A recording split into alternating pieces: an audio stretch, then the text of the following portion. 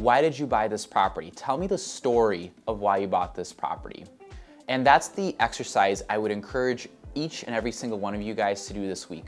Take a look at your portfolio and think about the motivation and the story behind why you bought each property in that list. Now, the reason why I like asking that question so much is because I would always follow up with, would you do the same again today?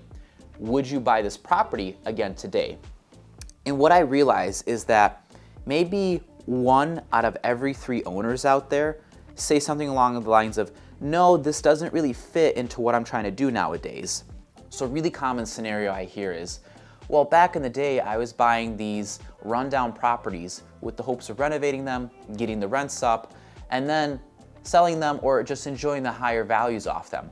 Nowadays, I don't want to do renovations. I don't want to deal with renegotiating leases and trying to get rents up. I'd much rather have something a lot more steady and a lot more stable. So basically, someone back in the day may have been someone who bought Class C properties with a lot of meat on the bone to renovate them, and now they want to buy more Class B and Class A inventory because it's already renovated and a lot easier and more stable to work with. I was chatting with an owner who owned a lot of properties in a small area, and I was asking him, why did you buy this portfolio? And he said, back in the day, I was trying to build a real estate empire. Now, I wouldn't do the same. I would much rather cash out what I've made and move on and enjoy the money I've made. He doesn't want to do so because he's afraid of the tax on the gains that he'd have to face.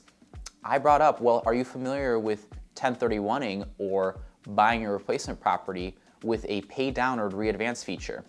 This guy owned a lot of properties, but he didn't even realize that that was an opportunity available to him. So we had that conversation and his face lit up when he realized that he could actually 1031 out of his existing portfolio, 1031 compliant manner while deferring his taxes.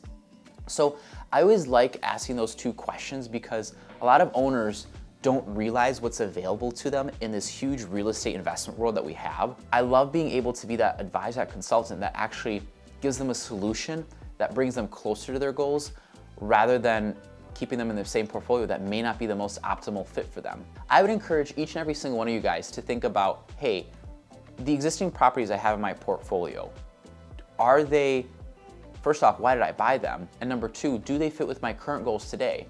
And if there's doubt, if there's hesitation where you're thinking, there may be something a little bit more optimal out there, go to kvrea.com, book a consult with me. Let's go over your options. That's what I'm here for. Go ahead and perform that exercise. Let me know what you get, and I look forward to tuning in with you next week.